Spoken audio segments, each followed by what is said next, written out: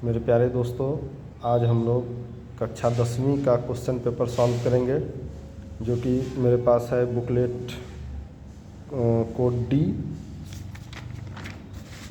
इसमें से पहला क्वेश्चन है ये, तो इसमें से मान रख करके चेक करेंगे हम लोग ऑप्शन से ही। जैसे पहला ऑप्शन इस पर लिखते हैं तो 2 गुना में a+3 इंटू बी का मान 2, इस पर रख के देखते हैं कि 8 आ जाता है। पहला कंडीशन तो सेटिस्फाइड है। सेकंड देखते हैं 3 इंटू में 1 माइनस 4 इंटू में 2, ये भी आ जा रहा है। इसका मतलब आंसर ए हो जाएगा। सेकंड में देखते हैं हम लोग, कहता है इस समीकरण युग्म क्या है, संगत है, असंगत है, आश्रित, इसमें से कोई नहीं। तो इसमें हम लोग देखेंगे, इसका रेशियो चेक करते हैं हम लोग। a1/a2 बराबर b1/b2 बराबर c1/c2 में से।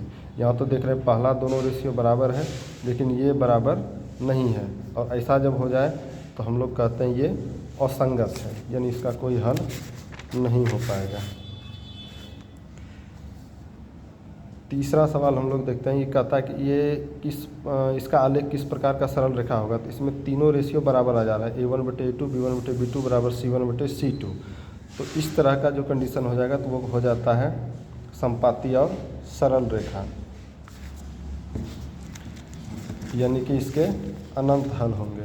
अब चौथा नंबर को देखते हैं, इसका पूछ रहा है कितना हल होगा। तो इसमें हम लोग देखते हैं पहला रेशियो और इसका भी पहला रेशियो का अनुपात, और यहाँ पर b1 और b2 का अनुपात दोनों बराबर नहीं है, तो इसका सिर्फ और सिर्फ एक हल हो जाएगा। अगला क्वेश्चन है कि p के किस मान के लिए समीकरण निकाय इसके अनंत हल होंगे। तो अनंत हल होने के लिए तीनों रेशियो बराबर होना पड़ेगा, और जब बराबर करके देखते हैं तो k का मान यहाँ से 0 आ जाएगा, ऑप्शन नंबर बी। इसमें पूछ रहा है कि कौन सा समांतर श्रेणी है, यानी जिसका सार्वंतर बराबर होगा वो हो जाएगा समांतर श्रेणी, इसलिए इसका ऑप्शन हो जाएगा डी। यहाँ पर कहता है p के किस मान के लिए ये समांतर श्रेणी में होगा। समांतर श्रेणी में होगा तो दूसरा पद और पहला पद का अंतर, तीसरा पद और दूसरा पद का अंतर बराबर हो जाएगा। यहाँ से हम लोग देखते हैं p का मान हो जाएगा, इसको काटेंगे 4 से कटेगा, p का मान हो जाएगा 4। ये कहता है कि an समांतर श्रेणी का nवां पद है, तो a25 माइनस a10 का मान क्या होगा। तो यहाँ से हम लोग a25 को a+24d लिख सकते हैं, इसमें घटाएंगे a10 यानी a+9d। इसका रिजल्ट आ रहा है 15d, और यहाँ पर d का मान हम लोग देख रहे हैं 5 आता है, यानी 15 को 5 से गुना करेंगे तो आंसर आएगा 75, यानी ऑप्शन नंबर बी। आगे है समांतर श्रेणी का दूसरा पद 13, तो इसका पाँचवां पद 25 है। समांतर श्रेणी का सार्वंतर निकालना है, तो इसमें दिया गया पाँचवां पद यानी a प्लस में 4d, और इसका मान दिया गया है 25। दूसरा है कि इसका दूसरा पद 13 है, यानी a+d का मान दिया गया है 13। जब इसको हम लोग घटाएंगे तो आ जाएगा 3d बराबर 12, यानी d का मान 4। वही पूछ रहा है सार्वंतर क्या होगा, तो 4।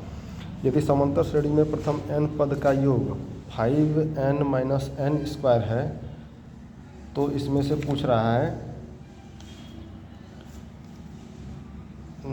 तो इसका भी पूछा जा रहा है सार्वंतर क्या हो जाएगा। तो इसमें देखेंगे हम लोग कि n पद का योग दिया गया है, यानी Sn का मान है 5n माइनस में n स्क्वायर। तो यदि हम लोग कहें एक पद का योग क्या होगा, यानी टर्म 1, यदि हम लोग कहें एक पद का योग तो पहला पद ही हो जाएगा। t1 का मान हम लोग इस पर रखते हैं n का मान 1, तो 5 माइनस में 1 यानी 4। हम कहें यदि दो पद का योग क्या होगा, इसको हम लोग s1 भी बोल सकते हैं। यदि कहें दो पद का योग क्या होगा, तो t1 प्लस में t2, दो पदों का योग हम लोग इस तरह से लिख सकते हैं। तो लेकिन इसके अनुसार दो पदों का योग क्या हो जाएगा, हम लोग देखेंगे 5 गुना में 2 माइनस में 2 का स्क्वायर, यानी 10 में 4 चला गया तो 6। कहने का मतलब दो पद का जो योग है t1 प्लस t2, ये आना है 6, जबकि t1 का मान है 4, तो t2 का मान इससे हो जाएगा 2। अब t1 का मान आ गया 4, t1 यदि 4 है, t2 यदि 2 है, हम पूछें इसका कॉमन डिफरेंस कितना होगा, सार्वंतर क्या होगा, तो इसमें इसको घटा देंगे और ऑप्शन आंसर आ जाएगा t2 में t1 को घटा देंगे, यानी आंसर आ जाएगा मेरा माइनस का 2। अब कहता है 11 नंबर में, यदि P बिंदुओं A को जोड़ने वाले रेखाखंड का मध्य बिंदु है तो A का मान क्या होगा। तो इसमें बिंदु A और B को जोड़ा जा रहा है, बिंदु A और B को जोड़ा जा रहा है और इसका कह रहा है मध्य बिंदु, यानी यहाँ से इधर का दूरी और यहाँ से इधर का दूरी दोनों बराबर आ जाएगा। तो इसके लिए हम लोग जानते हैं मध्य बिंदु के लिए -6 -2/2 और उसके बाद y के लिए हम लोग देखेंगे 5 + 3/2 और ये बराबर दिया गया है a/2 का और ये बराबर होगा 4 का। तो इससे देखते हैं हम लोग, यहाँ से 2 से 2 कैंसिल हो जाएगा, a का मान आ रहा है -8, ऑप्शन नंबर ए। 12 नंबर में देखते हैं, यदि 3 बिंदु एक रेखिक हो तो उससे बने त्रिभुज का क्षेत्रफल क्या होगा। तो यदि 3 बिंदु एक ही रेखा में हो तो यहाँ पर कोई त्रिभुज बनेगा ही नहीं और इसका क्षेत्रफल 0 हो जाएगा। 13 में देखते हैं कि यदि निर्देशांक किसी त्रिभुज के शीर्ष का निर्देशांक दिया गया है तो इसमें से केंद्रक का निर्देशांक पूछता है। तो केंद्रक का निर्देशांक हम लोग जानते हैं कि x1 + x2 + x3/3 और y1 + y2/3, y1 + y2 + y3/3।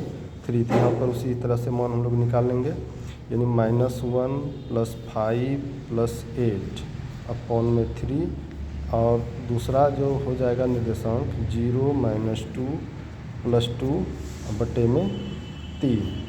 8 × 5 = 13 में 1 चला गया तो 12, 12 को 3 से भाग करेंगे 4 और यहाँ से हो जाएगा ये तो 0, 4 और 0, यानी ऑप्शन नंबर डी।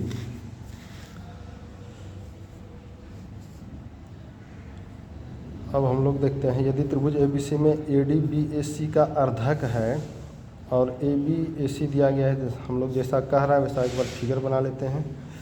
इसमें कहा गया है ABC में, ये मान लेते हैं त्रिभुज ABC है और BAC का यानी इस कोण का अर्धक AD है, ये हो गया B, ये हो गया D। AB 10 दिया है, AC 14, BC यानी यहाँ से यहाँ तक का मान 6 है। यदि इतना हो जाए x तो ये हो जाएगा 6 माइनस में x। अब यहाँ से हम लोग देखेंगे, हमको चाहिए CD का मान, तो हम लोग एक रेशियो जानते हैं कि AB/AC बराबर हो जाएगा BD/CD या DC कहें। AB का मान है 10, AC का मान है 14, बराबर दिया गया है BD का मान अभी हम लोग रखे हैं x और ये है 6 - x।